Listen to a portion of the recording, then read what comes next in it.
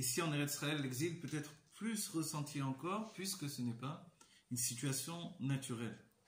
Donc le fait qu'il y ait un gouvernement en substitution de la royauté, si je l'accepte comme tel, comme une étape, on va dire, légitime, alors c'est évidemment un pas en arrière par rapport à l'idée de base de la Torah et des mitzvot, pour laquelle n'existe que la royauté de Dieu. Et bien sûr, on ne se bat pas contre des gouvernements ou contre des présidents ou des rois des nations, mais compte tenu qu'on est revenu sur notre terre, on aurait dû rétablir la royauté. Évidemment, la grande question était de se dire qui va être roi à ce moment-là. Voilà. Et c'est là où le fait de choisir le roi Mashiach en Eretz Israël, c'est un choix entier qui est dans l'âme pour chacun d'entre nous, une décision personnelle. Et si on ne peut pas le faire de manière politique immédiatement, alors on le fait dans son engagement personnel dans sa vie et dans sa parole, dans son expression. Donc si aujourd'hui le gouvernement est éclaté et qu'au bout du compte, les forces de l'autre côté, les forces de la Touma qui se démènent pour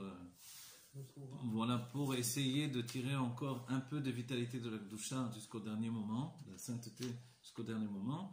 Donc, s'ils veulent établir un gouvernement qui n'est pas du tout un gouvernement qui peut accepter la religion, la Torah, les mitzvot, en Eretz Israël, alors c'est tout simplement de désigner que cette situation de gouvernement intermédiaire n'a plus lieu d'exister et que ça doit se terminer et que puisque dans le monde on vit déjà les plaies d'Égypte, les 10 plaies maintenant ont commencé depuis pas mal de temps et sont en train de se terminer sans doute, pour que l'on rentre dans la Géoula Amétit Vashlema, alors c'est certain que c'est la passation pour que enfin se rétablisse la vraie situation de la royauté.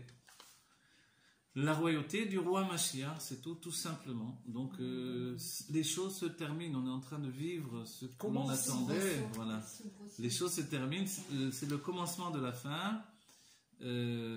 Pour nous, on sait bien qu'on ne doit pas craindre parce qu'on va vivre de manière ininterrompue les réalisations de toutes les prophéties. Nous allons voir la Géoula Amétit Vashlema, la reconstruction du temple dans le nouveau temple, la construction du nouveau temple en lui-même qui est quelque chose d'absolument différent mais qui contient également tout ce qui a précédé jusqu'à tous les Baté Knessiot de l'exil, c'est-à-dire cette image-là, vous voyez, on peut se demander mais pourquoi le temple a besoin d'être fait de toutes les synagogues, on va dire pour parler en français, de l'exil.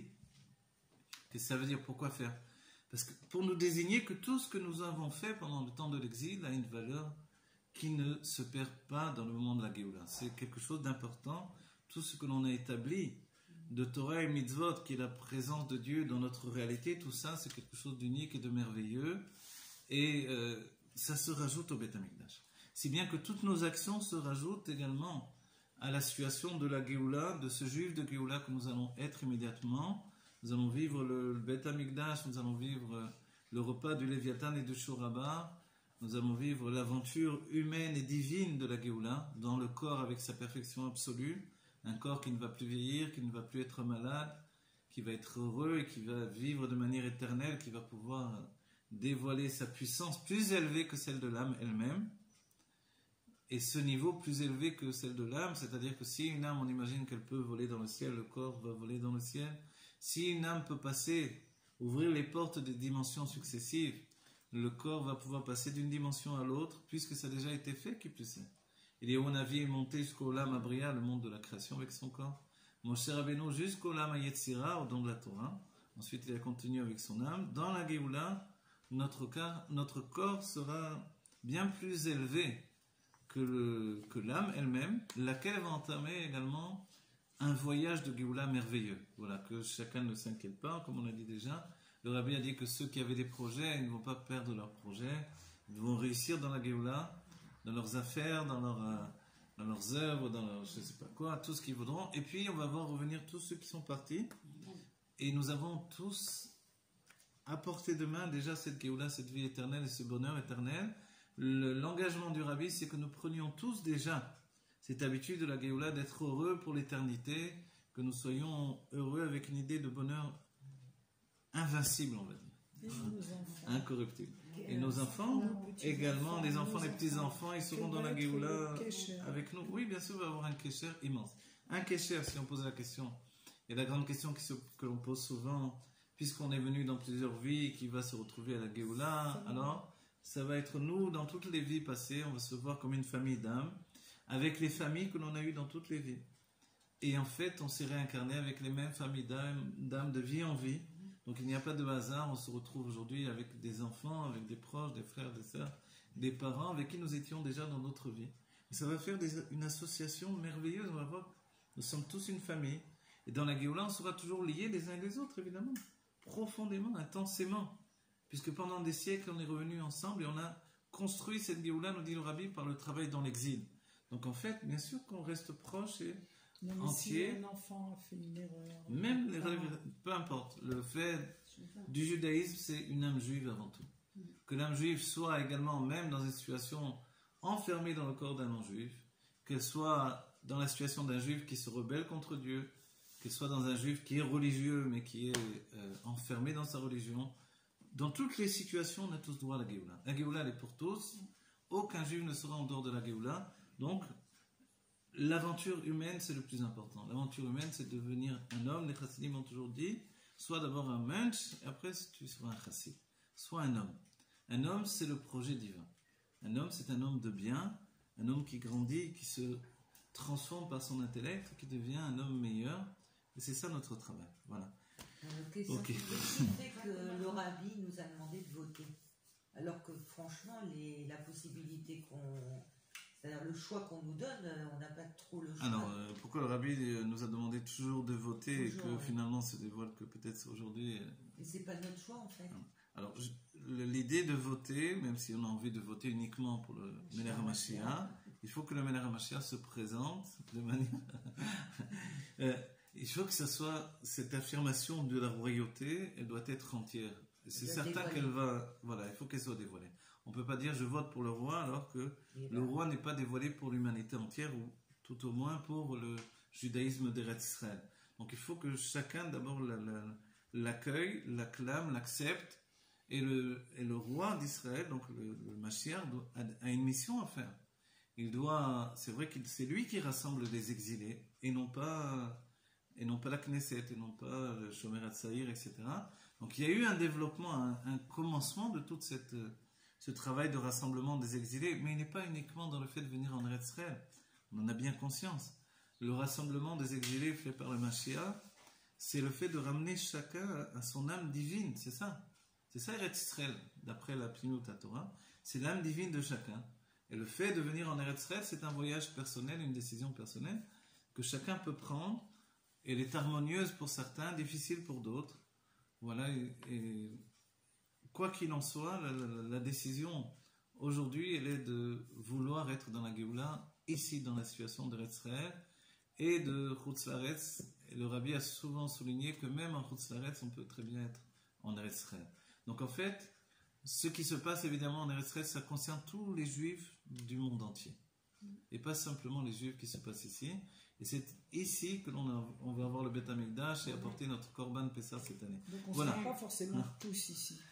On ne va pas être forcément tous ici, puisque non, on va être dans le monde entier qui sera Eretz Israël. Et on viendra en Eretz Israël au Beth Amikdash la veille de Shabbat, la veille de Rosh Chodesh, la veille des fêtes, sur un nuage comme il est dit.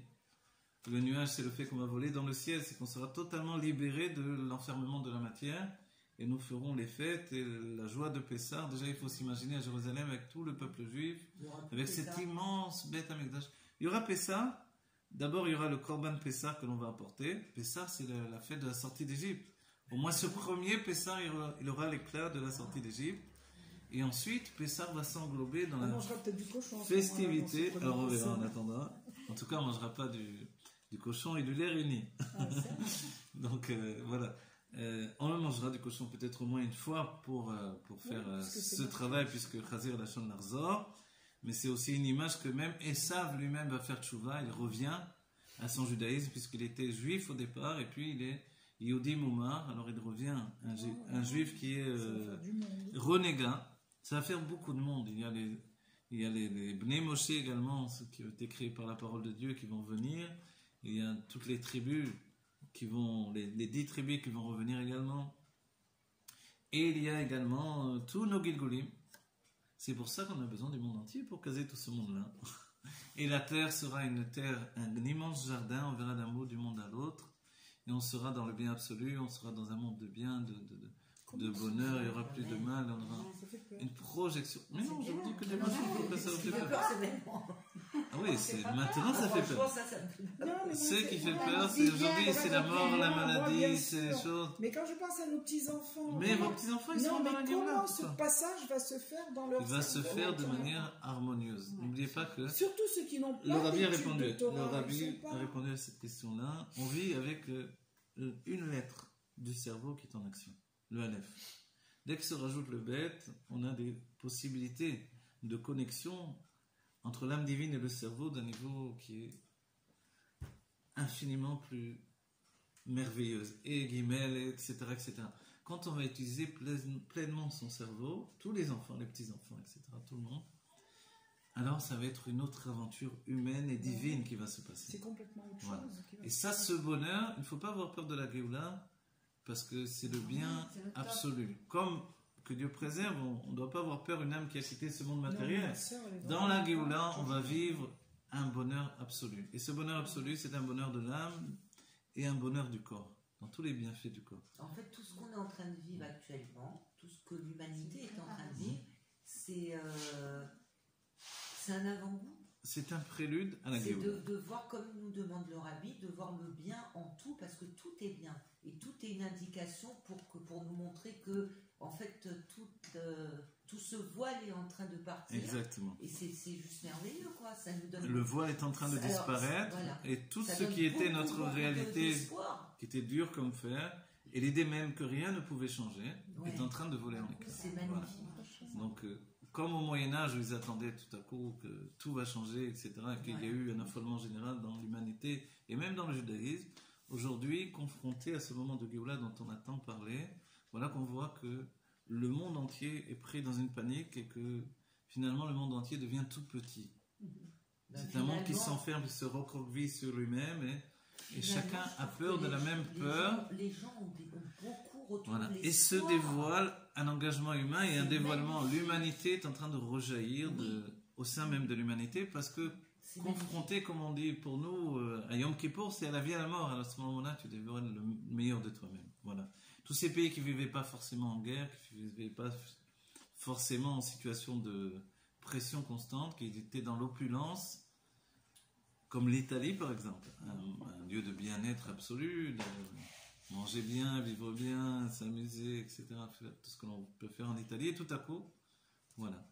Et la Chine, l'endroit du communisme et du travail, tout vole en éclats, tout ce qui était une réalité absolue, une loi sans retour, devient tout à coup quelque chose de très futile, confronté à l'idée de quitter ce monde d'habitation. Et finalement, les hommes commencent à donner l'espoir, la foi dans la vie, qui est la foi en Dieu en fait.